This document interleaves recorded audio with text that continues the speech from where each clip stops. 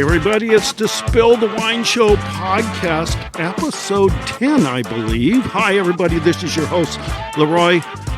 Yeah, some call me the wine guy, Guilford.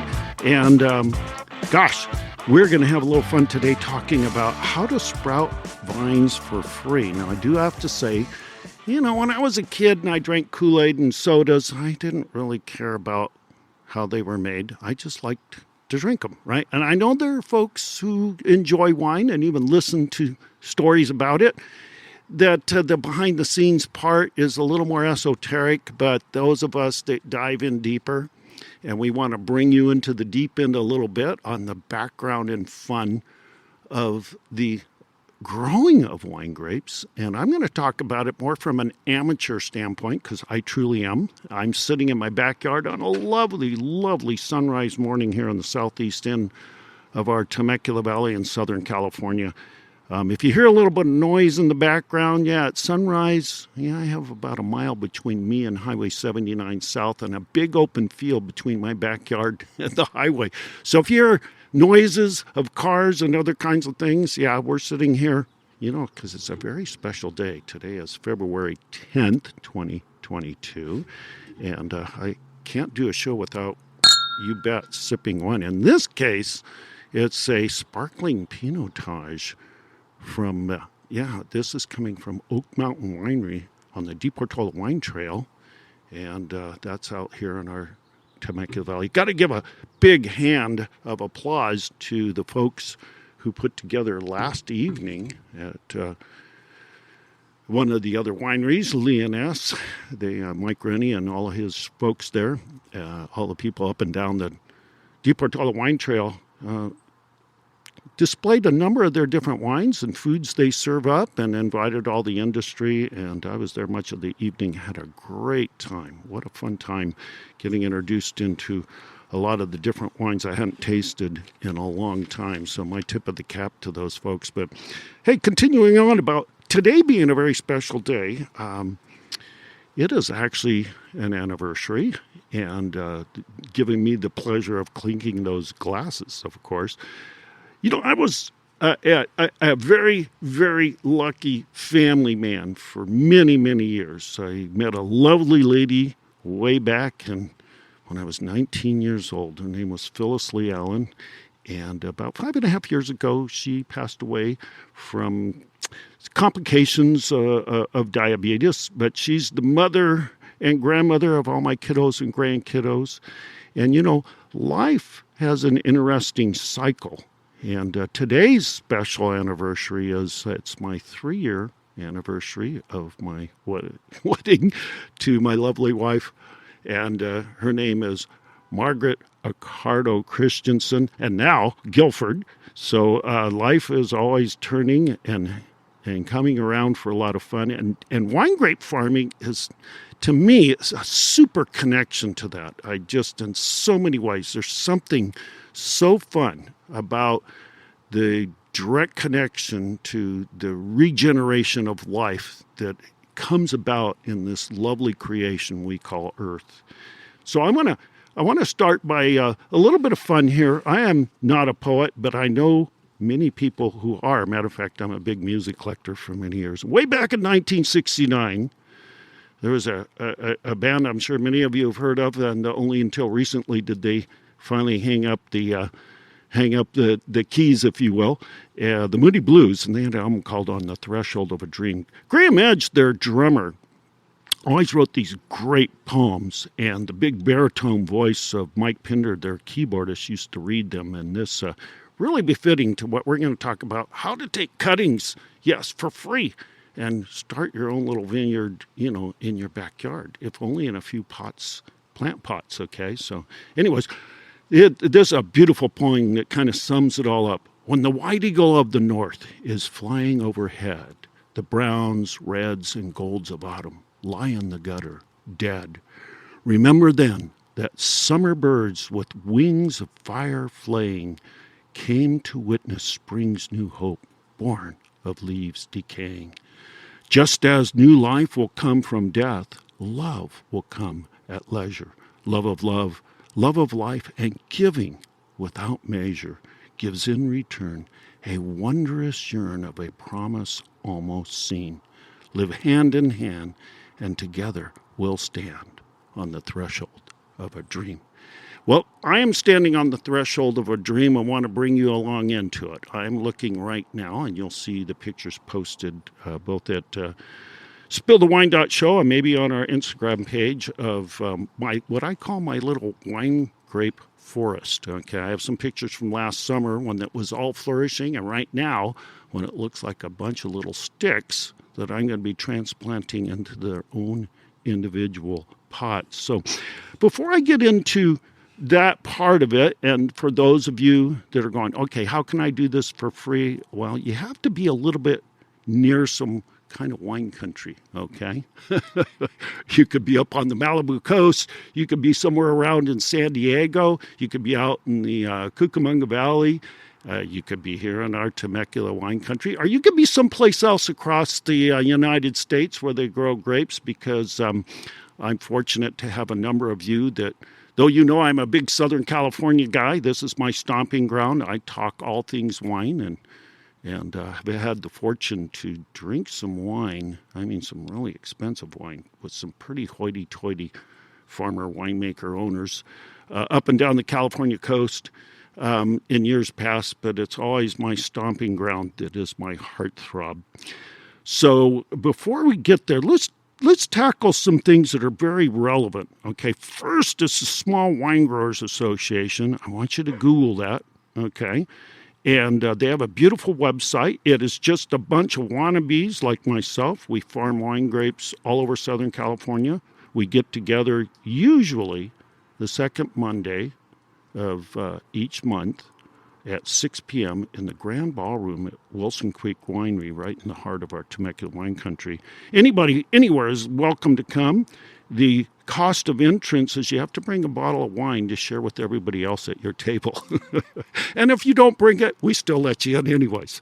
Usually there's 50 to 100 of us. I say to Google it because we got some interesting dates. We won't be meeting in March, but coming up on the 19th of February, and hopefully some of you are hearing this before that point in time, out on the Wilson Creek grounds there, Greg Pennyroyal, world-renowned agronomist and viticulturist who teaches viticulture classes here in our valley, but also has overseen all of Wilson Creek's farming operations for well over a decade now. He's going to lead us all in how to prune our vines, okay, to get the most fruit. So if you're just beginning and thinking, well, if I plant it in my backyard, how am I going to do this? You know, how am I going to get some legitimate fruit? And you can come hang out with us and learn all these fun things, look at the trellising styles and everything else. So that date, I can tell you, is coming up February 19th, and on the website I'll give you the time and the things you need to have in hand, like clipping tools and so on. Let's look at a little bit of the general things about wine grape farming. Here's the neat thing about particularly what we call vinifera. So those are some 6,000 plus varieties from around the world, which, you know, produce what we would call wine grapes. And they're a smaller berry with usually big seeds in them and lots of intense flavor versus, say, a table grape, which is big and fat, full of a lot of juice, and actually not as sugary as you might think, which is why they tend less to be found in a winemaking process. Any, by the way, fruit juice that's got a little acid and it's got some content there in the chemical structure of it, and of course sugar can be fermented and turned into wine. But of course, when we think of wine, we usually think of wine grapes and the wine that we love to drink from there. And it's a fascinating fact. I have a book that I've been reading about the history of wine.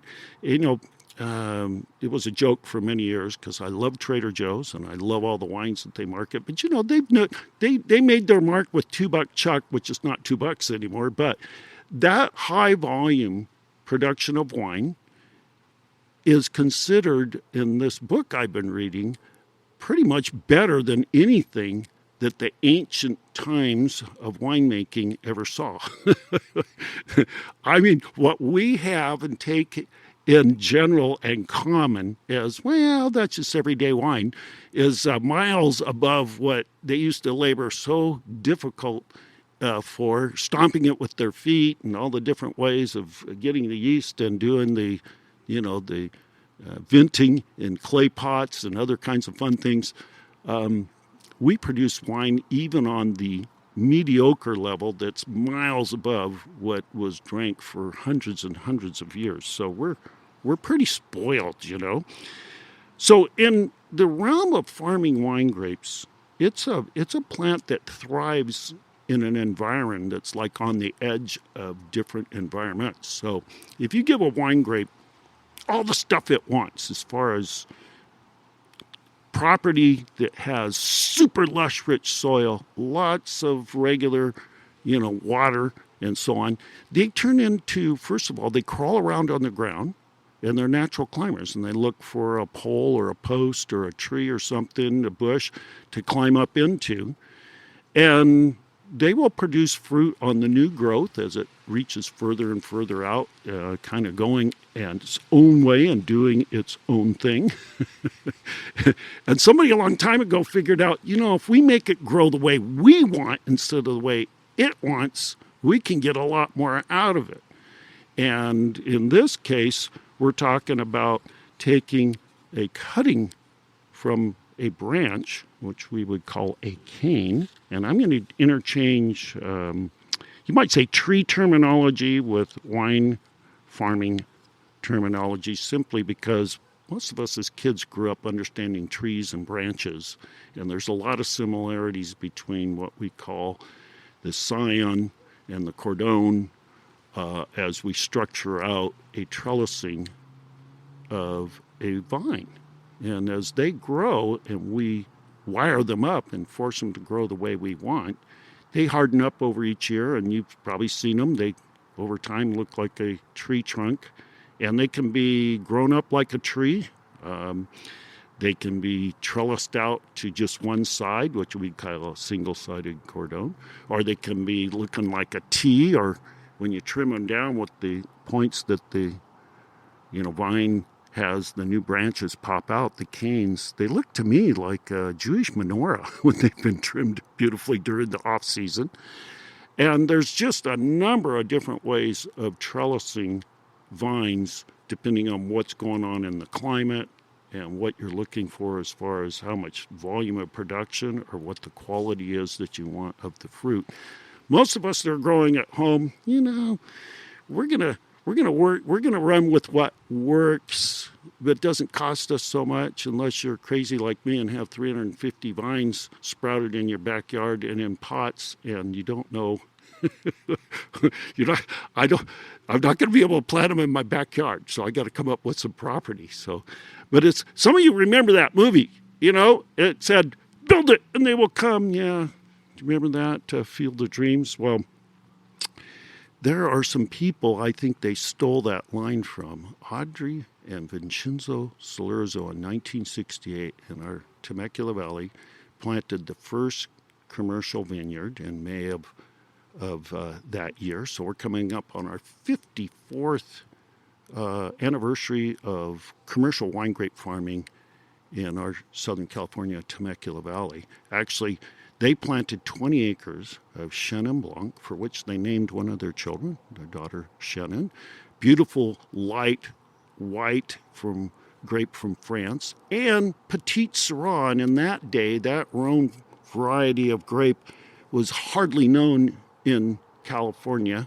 And yet, they shot their whole wad on their first 40 acres of plantings and had no idea where they were going to sell their grapes or how long it was going to take to get the kind of money they needed to build their own winery production facility. So here's what happened. By faith, they planted the vines, and 9 months later, Ely Callaway, some of you may recognize that name, yes, Callaway Wines that exist all over the nation now in the grocery stores, which, by the way, are not connected to our local Temecula winery anymore. It's a separate brand. But in his heyday, when he came with all of his money, I believe from Burlington Industries, from making and selling pantyhose. He came in, bought his land, started planting grapes, built a beautiful production facility that could outproduce just about anything down here in Southern California at that time as far as bottling and venting, etc. And he had to buy grapes from other places, and sure as shooting, the Slurzos planted their grapes, and here comes Ely Callaway going, I'll buy your grapes. So see, plant it and they will come. So that's kind of my fun little inspiration here today. So when we're talking about these things about trellising, let's talk a little bit about, why does grape, when we talk about that, why do we think of certain regions around the world as very special? Versus others when it comes to wine grape farming, because wine grapes are amazing as far as a plant. They will grow and produce fruit in almost any environment. The question is, what kind of fruit? Will it ripen all the way? Will it have distinct character? Will it be super bitter? All of these things come about in the dimensions that we're looking at in wine grape farming. And keep in mind, I'm trying to keep this general because I am not a viticulturist, quote unquote. I am not an enologist, quote unquote. I've taken classes. I've hung out for years with probably one of the best wine grape farmers, winemakers in Southern California, Mr. Steve Chapin. And I've drank wine and had fun learning all about it from people all up and down the coast in my years of Wine Country Talk Radio. So most of what I know is just basically come in the ears and in the palate, and I like to pass that along. I've always been kind of the person that I enjoy being more of an amateur than the professional side. And I would be like this. When I was a kid, oh my gosh, I used to build mini bikes, okay? With my lawnmower engine on it and everything, and they always took a lot of tinkering and so on. And yeah, I rode around at 30 and 40 miles an hour with no helmet back in the day and hardly any brakes. And anyways, I'm still here. And I never graduated to motorcycles. I don't know. I lost interest on the more precise end of things. And I'm kind of that way when it comes to wine. I prefer more to stay on the consumer side with you all than on the making side. But once you get hooked, it's a whole different story. So now that I've been in the industry for a while, it's a balancing act.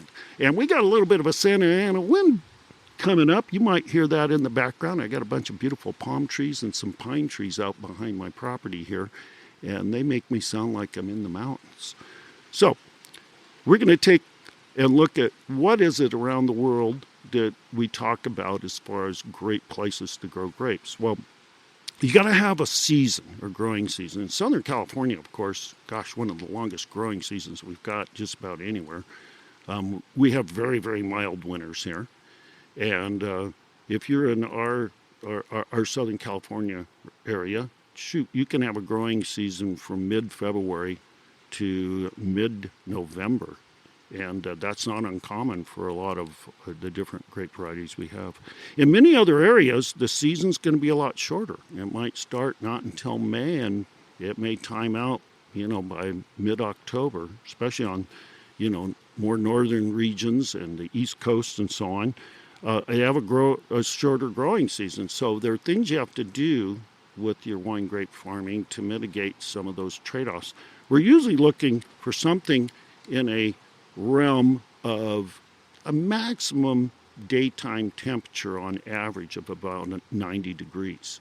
There's a lot of wine grapes that handle much more intense element, and here in our Temecula Valley, we're semi-desert, and in July and August, we get 95, even 100, 105, but they're in short spikes during the day and things that the wine grapes, for the most part, can handle.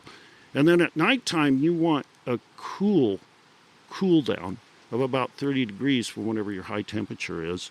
And in our valley here, we get down to about, 65 to 55 degrees at night. As you go further up the coast, they get a better temperature swing, not quite as high in the daytime and certainly much lower in the evening.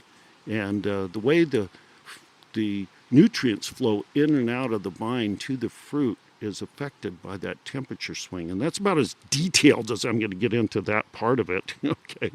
But you do have to watch out for what kind of wine grapes will actually grow in a region. I'm going to use here in Temecula Valley for an example because of those toasty July and August months.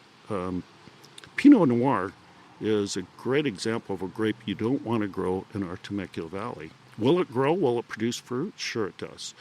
But its structure is usually not very good for wine because that heat causes it to ripen way too fast, and lots of times will even burn the skins, which are very thin and delicate. It likes a much cooler. So we're going to talk about, if we're going to do a little home wine grape farming, let's pick some varieties we know will be easy, right? I'm going to take the number one in all the world, Cabernet Sauvignon, because it's a natural hybrid from about 900 years ago of Sauvignon Blanc and Cabernet Franc. And they naturally got together one night in a field and produced babies called Cabernet Sauvignon. And it's a flavor profile on a grape that seems to be the one everybody loves, because if you go into any restaurant, certainly in the United States, and they only have one wine, it's going to be Cabernet Sauvignon. And if it's white, it could be Chardonnay, it could be Sauvignon Blanc, it could be Pinot Grigio, which is making big inroads. Certainly the number one white wine grape around the world would most likely be Chardonnay. So in my yard right now, I have these raised flower beds with about 150 vines in each of them, which I'm going to be putting into little pots to trails out. So here's how we're going to talk about how do you do this for free. Well, I mean, you are going to have to spend a little bit of money. You got to buy some nice potting soil. You maybe need a bucket or two, like you go into Lowe's or any of the, Home Depot or any of these places that have their big 5-gallon bucket for $2, $3, $4, and so that you can go collect up what look like little twigs and sticks in the wineries right now out on the vineyards. And by the way, I want to make this little note as I take another sip of my yummy champagne here. Ooh. I'm not encouraging trespassing, but I can tell you as you drive through our beautiful Temecula wine country, we're in February, and most of the wineries started in the first part of January. Many of them right now are in full-on focus to pruning the vines. And the little branches, which can get up to, the canes can get up to 2, 3, 4 feet long, depending on how they trellis them out through the guy wires and so on. And when we prune those back to the bud point on the scion or the cordon that reaches out to the side, those branches laying on the ground, if they don't dry out, they'll lay there for weeks, and you can still pick them up and clip them into about 8 or 12-inch sections and drop them in a bucket. In about a month and a half, they're going to sprout. And that's what I want to encourage you to do. Get yourself a $4 or $5 bucket, okay? And maybe you have one of your favorite wineries. As I had mentioned, I work at Chapin Family Vineyards, and right now we're in full-on pruning. And we've got a number of our longtime wine club members and other guests who come in, and they ask me a lot of questions about our farming practices. And I've actually passed out some cuttings to a few folks and said, here's what you do if you want to grow it at home. And there's another great book out there too. It's not very expensive. You can find used copies all over the place on the internet. It's called From Vines to Wines. And I should remember the author's name because I have the book, but I didn't set it down outside here on the patio where I'm recording right now. So that is a great book. Literally, it'll take you from A to Z, basically from a home winemaker, farmer standpoint. But it's a book that's a primer for almost anybody that's dove into the winemaking end of things in our industry. So we're going to gather up these cuttings, right? Go find your favorite winery and see if you can find out what sections of their vineyard are what wine grapes, because you can pick up any of those, cuttings But it's like, okay, what am I growing? All right. I happen to have a series of Cabernet Sauvignon cuttings from a 45-year-old vineyard in our Temecula Valley that was originally planted by one of our original pioneers. And his name was Barrett Bird, little fiery Irishman. And in 1974, he was number 5, at least he said, in the lineup of our original pioneers. So we had Audrey and Vinnie Salurzo, then we had Ely Callaway, and then we had John and Peter Poole. John Poole owned KBIG AM and FM back in the days of the 1960s in Los Angeles, and his son Peter went on to become the winemaker and owner for many years thereafter. Still teaches enology classes in places about here in Southern California as well. And then now we get a little murky because Joe Hart, who just passed away at the age of 86 a handful of months ago, he and Doc Filsinger, who's still with us in his 90s and goes around the world in his yacht that he parks out in Newport, and Barrett Bird, they all kind of disagree about who was next in line. I kind of believe Barrett. He said it was then Joe Hart and himself, and then Doc Filsinger, and then there's a whole host that came on. Some people never heard of, the Valverde winery that lasted for a little while. Hugo Verdeman, who was a rocket scientist from Germany, had a little place called Hugo Cellars that lasted maybe a year, and they're all little footnotes that almost nobody knows existed in our Temecula Valley. But I remember, and then of course when the 80s hit, we took off a lot. So anyways, these vines from his old 45-year-old vineyard, I have taken cuttings last year and the year before, and I have about 7 of them in the ground now that I'm experimenting trellising out. And you can transplant a vine as it grows up to about 3, maybe 4 years old, as long as you dig way in and get all the root structure. They start growing a taproot, and much to a short way into their age in the ground, they become not transplantable because you can't get all the taproot, and they get shocked pretty good. But when we take this little cutting, here's what I want you to do. You can take that bucket and you're going to put 3 or 4 inches of water in it. Like I said, go to your favorite, vineyard, winery, see if you can find out which wine grapes. Most of them are so excited to have others who want to learn in this realm that they'll assist you or say, yeah, you can go over here and pick up some of those cuttings and so on.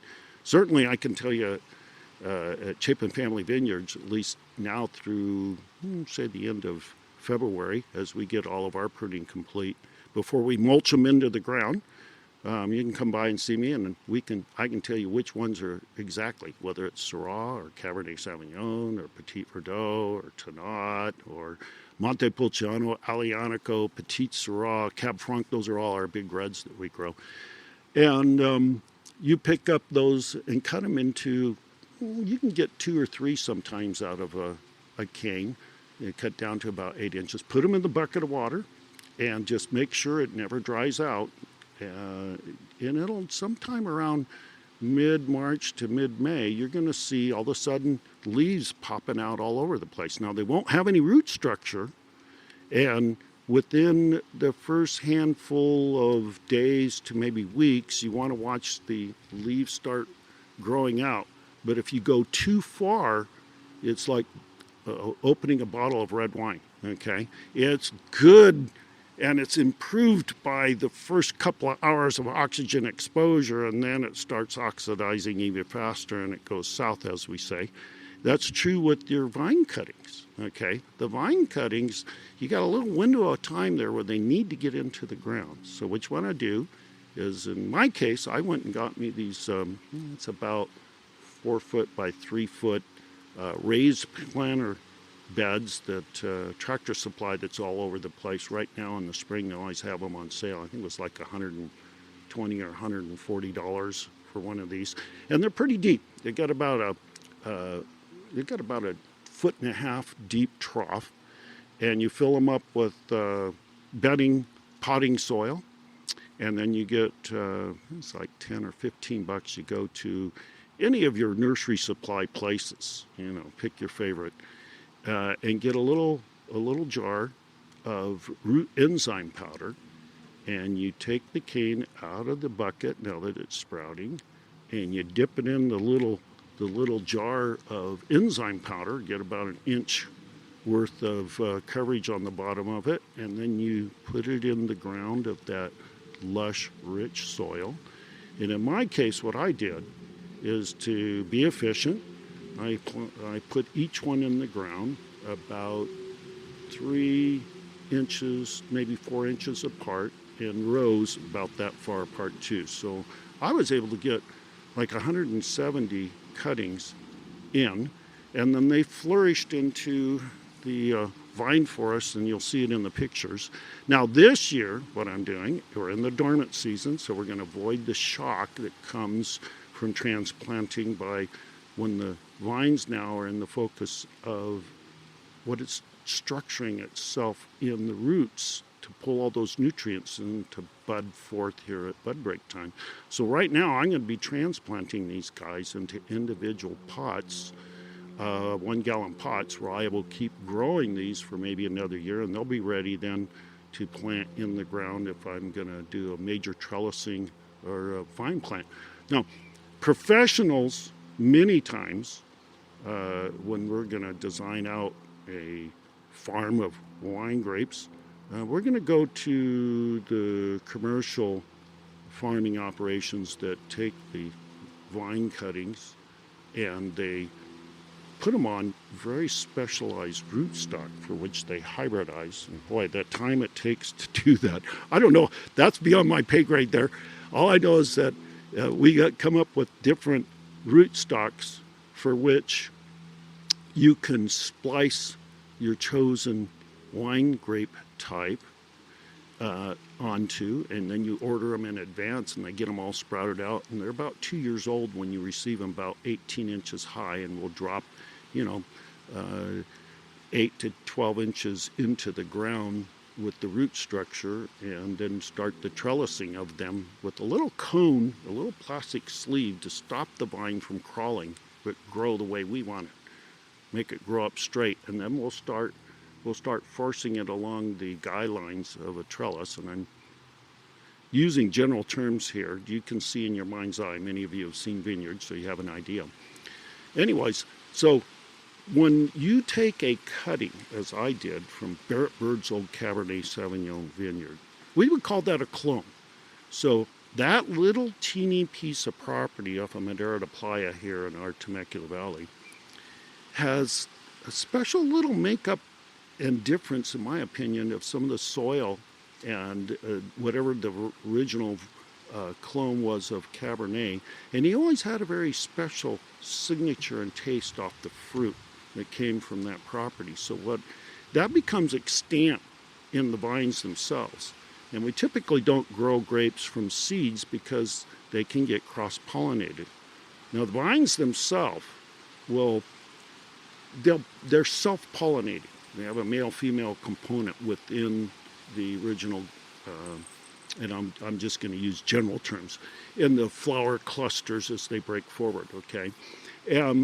So we don't need like the birds and the bees, but what winds up happening with wind and other kinds of things, there can be pollen blown across, and it can cross-pollinate, or let's call it cross-pollute, the seed that will appear in the fruit that was cross-pollinated. So the vine itself and the fruit itself structure is not changed, but if you grow a vine from a seed that's been cross-pollinated, it can be a different grape. So we always grow the vines from cuttings, and that way we know exactly.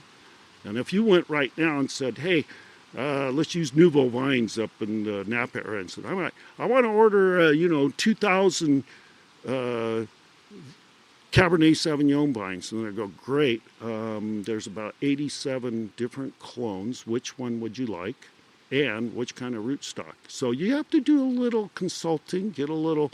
Now that's if you're going to go the professional route. But I can tell you right now, at Chapin Family Vineyards, we always keep backup cuttings sprouting, particularly of our Syrah vines, because disease comes along, something happens, weird things happen to the vines, and occasionally you've got to replace them. So we always keep our own clones sprouted so we can drop them in the ground. And are they going to be the total ideal thing with the root structure? Well, the vines pretty much are hardy on their own, and that's another whole detailed discussion where you would get lots of different opinions. I'm going to take it from the non-professional I am, and I'm going to say it's probably not that big of a deal, at least not if you're, growing not that many. Now, in my case, all these clones that I've got, yes, I would like to have a couple acres and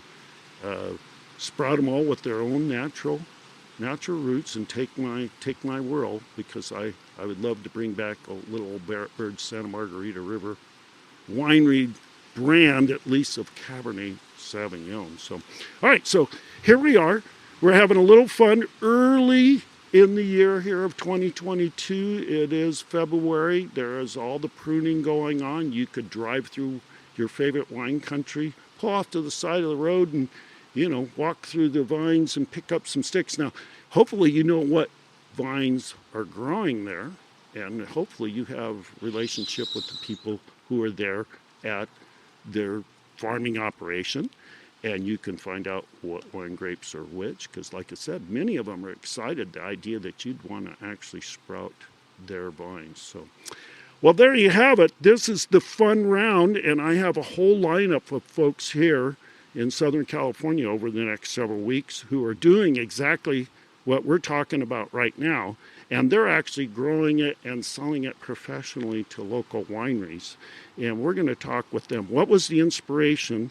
Because you'd be crazy enough to start like a hobby like I am and go all full-blown into the heavier elements of being a professional farmer, especially in California with all the different edicts that you have to follow. So, yes, as I said, as the white eagle of the north flies overhead, okay, we're going to be talking about planting vines in the ground and creating our own threshold of the dream.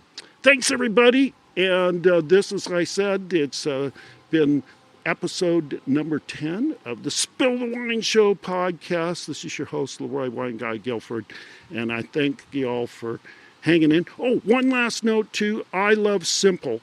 And that is, I want you at any time to feel free to communicate directly with me. If you have great ideas, people in the wine industry or who do lots of consuming of it, or is a fascinating potential guest, it could be yourself, okay?